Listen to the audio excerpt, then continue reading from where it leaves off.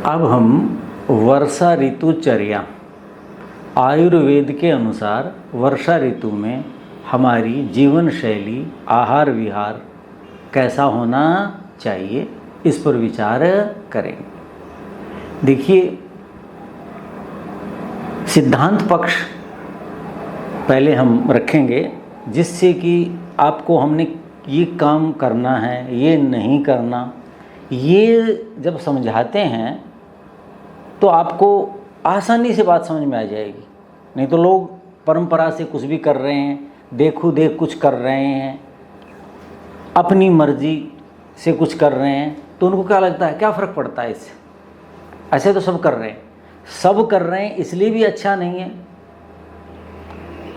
या आपको कोई चीज़ बाज़ार में दिख रही है, जैसे मैं कहूँगा कि ये फल इस समय नहीं खाना चाहिए, कहते जी बाज़ार में तो आया हुआ है।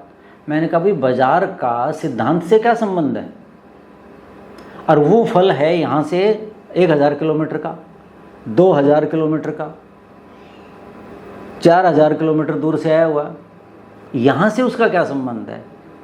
तो ऋतु जो है वो स्थानीय कारणों से होती है।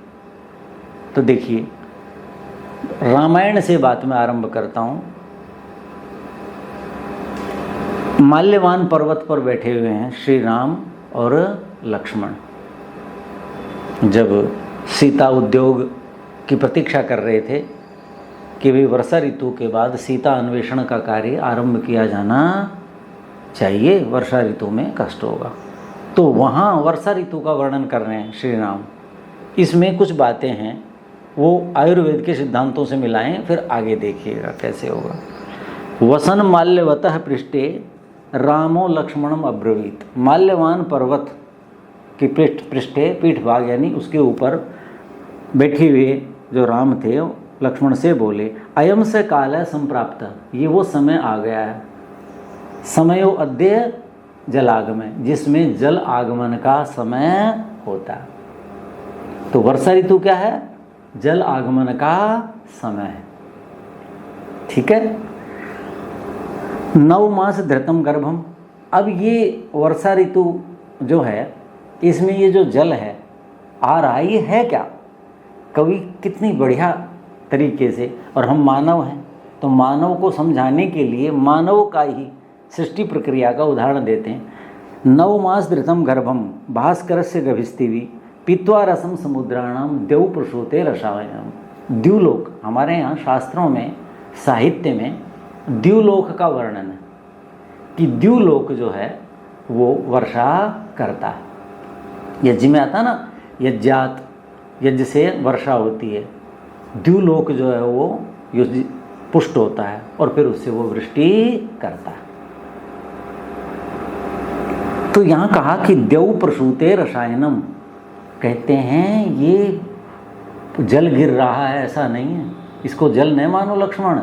द्युलोक रसायनम प्रसूते, प्रसूते समझते हो, प्रसव करना, ठीक है कि नहीं, प्रसव। तो द्युलोक जो है वो प्रसूते, प्रसव कर रहा है, किसका, रसायन का। ठीक हो गया।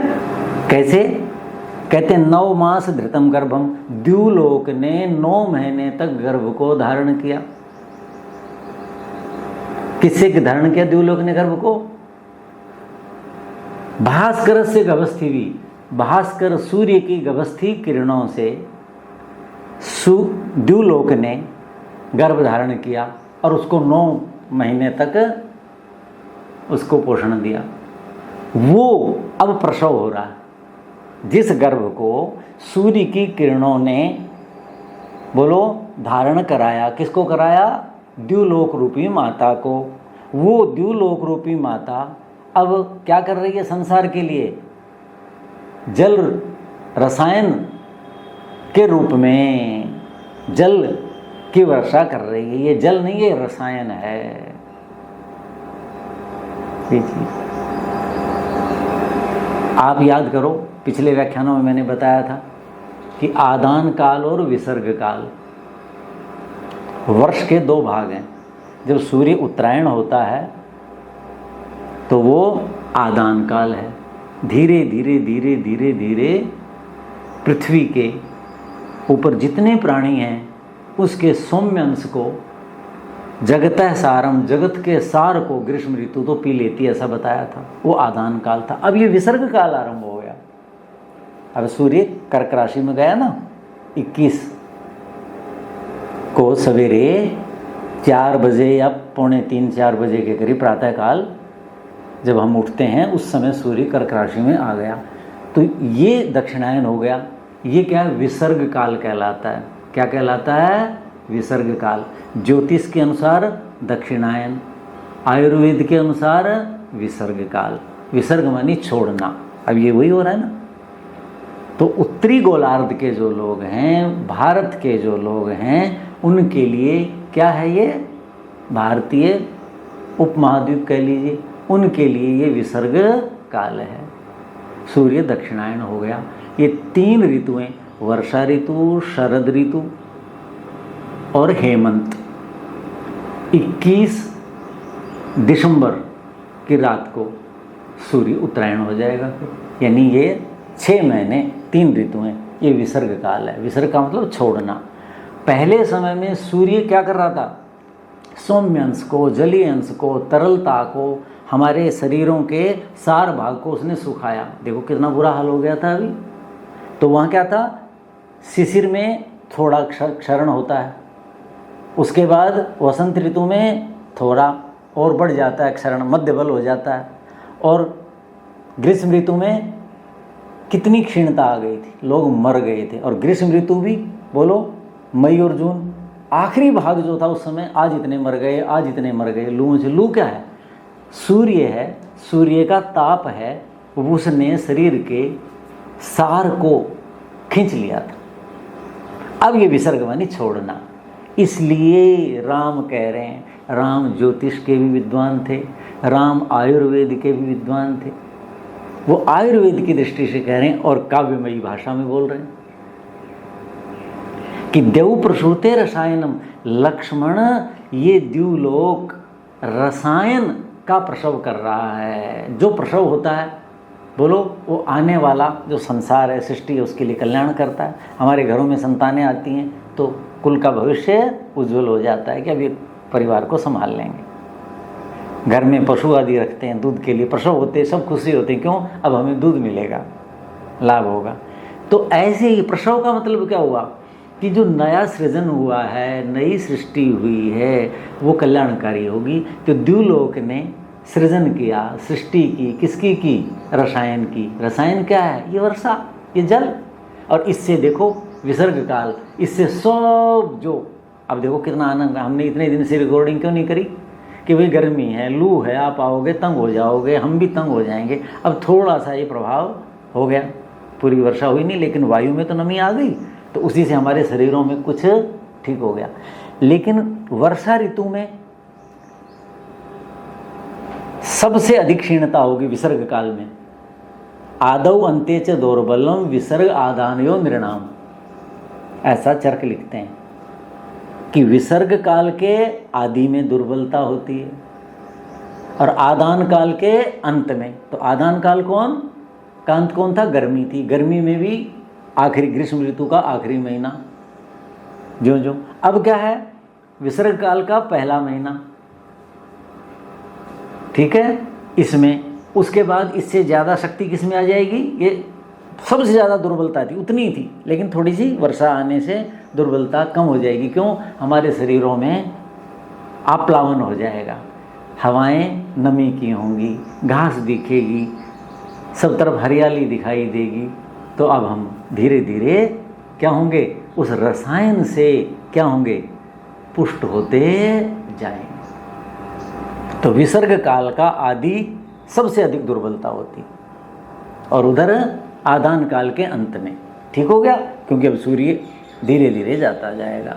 तो ये रसायन है, जो ये जो जल है, ये जो द्युलोक ने दिया है, 9 मास तक अपने गर्भ में धारण किया। ये हम सिद्धांत जानते हैं कि समुद्र जब तपता है सूर्य की किरणों से तो वहाँ वाष्पीकरण होता है, और उससे फिर ये द्युलोक, यानी द्युलोक कौन सा? वो स्थान जहाँ पर जलीय अंश संग्रहित होता है, विचरण करता है और भूमि पर आता है तो वो स्थान द्युलोक होगा जो कल्पना की है, कोई तो नाम देना था उसका, तो वो अब रसायन दे रहा है। तो इस ऋतु में हमें जो मिल रहा है वो रसायन मिल रहा है। अब वो रसायन, अब जैसे घृत है, क्या लिखा है, आयुर्वेदी घृतम, घी आयु है। ज़्यादा घी खा लेंगे तो, समय पे नहीं खाएंगे तो, किस रूप में लेंगे तो, ठीक है, परिणाम अलग अलग होंगे। ऐसे वर्षा ऋतु का जल रसायन है। कल दिल्ली में वर्षा होगी, इतना होगी, ज़्यादा होगी कि इतने वर्षों बाद हुई, सब कुछ रुक गया, बाढ़ें आएंगी, तटबंध टूट जाएंगे, कितना बुरा हाल होगा। तो ऐसे ही इसके मलिन पक्ष भी हैं वर्षा ऋतु के, तो उन पे सावधानी बरतनी है, हम आगे चर्चा करेंगे। तो ये जो जल है ये कैसा है, क्या है, इसका कैसे प्रभाव पड़ता है, ये आगे हम चर्चा करेंगे। तो ये रसायन का विषय आया था, इसलिए मैंने आपको बता दिया। पीत्वा रसम, अब क्या कहा, अब मैं जो कह रहा था कि इसमें कुछ चीज़ें तंगी करेंगी। जैसे क्या कहा, ऐसा घर्म परिक्लिष्टा नववारी परिप्लुता सीते व शोक संतप्ता मही वाष्पम विमुंचती। मही जो भूमि है इन दिनों क्या करती है, वाष्प छोड़ रही है। अब हमें लू तो नहीं लग रही, गर्म हवा तो नहीं लग रही, और हमें अब क्या लग रही है, पसीना आ रहा है, उमस हो रही है। तो मही वाष्पम विमुंचती, ये क्या है, जल से आप्लावित हो गई है भूमि। नववारी परिप्लुता, और भूमि के अंदर क्या है, गर्मी गर्मी है, तपाई हुई है सारी, इतना सब कुछ है। तो जब तपी हुई चीज के ऊपर जल गिरेगा तो क्या होगा, वाष्प होगा। अब ये जो ग्रीष्म वर्षा ऋतु का पहला मास है उसमें उमस ज़्यादा होगी, धीरे धीरे वाष्पीकरण से गर्मी निकल जाएगी। अगले बार अगला जो महीना आएगा वर्षा ऋतु का उसमें और कम हो जाएगी। तो कहते हैं मही वाष्पम विमुंचती, ये मही वाष्प छोड़ रही है। कैसे, घर्म परिक्लिष्टा, घर्म किसे कहते हैं, ताप को, किसको कहते हैं, सूर्य के ताप को। घर्म परिक्लिष्टा, घर्म से, सूर्य के ताप से ये परिक्लिष्ट, परिमनी सब तरफ से, क्लिष्ट दुखी हो गई थी, क्लेश हो गया था इसको, ये बेचारी वाष्प छोड़ रही है। अब वाष्प शब्द यहाँ श्लेष अलंकार है। सीते व शोक संतप्ता, जैसे रावण के यहाँ शोक संतप्त सीता वाष्प, वाष्प मानी आंसू बहा रही होगी, ऐसे ये पृथ्वी घर्म से, सीता तो किससे, ताप से, शोक के ताप से, और ये किससे, सूर्य के ताप से, ये तंग हुई, पीड़ित हुई, और वो उसका हरण हुआ, वो दुखी है। जैसे सीता आंसू बहा रही होगी इस समय, ऐसे ही ये पृथ्वी माता जल से घिरी हुई है, लेकिन ताप से संतप्त है, ये इस समय परिक्लिष्ट है। अब ये जो ताप है, इस ताप से जो जल का संयोग हुआ है, इससे कुछ विकार आएंगे, इससे कुछ विकार आएंगे, उन विकारों से बचना है। इसकी मैं अगले व्याख्यान में चर्चा करूंगा। तो मूल बात समझ में आई कि वर्षा ऋतु जो है ये आरंभ हुई है, सूर्य दक्षिणायन हो गया है, इसे विसर्ग काल कहते हैं। विसर्ग मानी छोड़ना, द्युलोक छोड़ रहा है, हमें दे रहा है, अब तक ग्रहण कर रहा था, अब हमें धीरे धीरे शक्तिशाली वो बनाएगा। पूरी भूमि जो है वो जल से आप्लावित हो गई है, लेकिन उसमें जो घर्म है, ताप है, उसके कारण वाष्प हो रहे हैं, और वाष्पों के कारण हम क्या होंगे, दुखी होंगे, विकार आएंगे, उनसे बचना है, लेकिन लाभ हमें होगा। देखिए,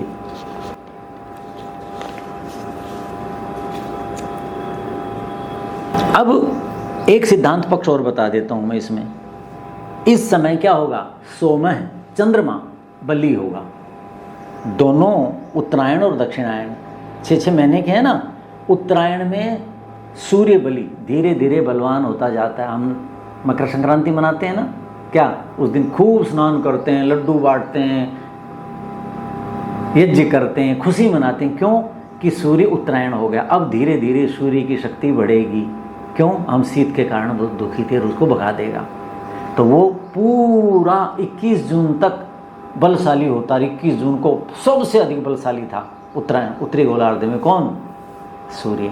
अब चंद्रमा बलशाली होगा, कब? सूर्य का बल धीरे धीरे क्षीण हो जाएगा और 21 दिसंबर तक 6 महीने हेमंत ऋतु के अंतिम, जब सूर्य मकर राशि में आएगा, ठीक है, उस समय तक उत्तरायण होगा, तब तक इसका बल क्षीण होता जाएगा। हमारे लिए सूर्य का बल क्षीण और बढ़ना, वृद्धि, ये कुछ नहीं होता, हम अपनी दृष्टि से कहते हैं, क्योंकि सूर्य ज्यों ज्यों हमसे दक्षिण की तरफ जाएगा उसकी किरणें तिरछी हो जाएंगी, हम पर उसका प्रभाव कम होगा। अब धीरे धीरे ऊपर आ रहा था उत्तरायण में और ग्रीष्म ऋतु में कितना हो गया। तो ये जितनी भी बातें हम करते हैं, ये क्या करते हैं, हम अपने स्थान के सापेक्ष होकर करते हैं। सूर्य उदय हो गया, सूर्य अस्त हो गया, सूर्य दोपहर हो गए, मध्याह्न हो गया, ढल गया, ये क्यों करें? हम पृथ्वी पर जिस भाग पर हैं उस पर कहाँ हमें वो प्रतीत हो रहा है, उसका कैसा लाभ और हानि हो रही है, उसकी प्रतीति अनुभूति के आधार पर हमने ये कहा है। सूर्य उदय और अस्त तो होता ही नहीं है, ये तो मैंने आपने अपने व्यवहार के लिए व्यवस्था बनाई है ना, वो तो अपने स्थान पर है। ऐसे सूर्य का ताप कम और ज़्यादा नहीं होता। सूर्य बलशाली, चंद्रमा कमज़ोर, चंद्रमा बलशाली, सूर्य कमज़ोर, ऐसा सृष्टि में नहीं होता, लेकिन हमें उसकी अनुभूति होती है, क्योंकि पृथ्वी ऐसे घूम रही है, इस रूप में घूम रही है, वो हमें कैसे प्राप्त हो रहे हैं। तब मैं ये बात कह रहा हूँ और ये बात आचार्यों ने कही है। कहते सोम जो है वो कैसा हो जाएगा? अव्याहत बल, उसके बल शक्ति को व्याहत कमज़ोर नहीं किया जा सकता। जैसे सूर्य की शक्ति को जब उत्तरायण हुआ अंतिम समय तक बढ़ता ही चला गया, कोई उसको रोक नहीं पाया।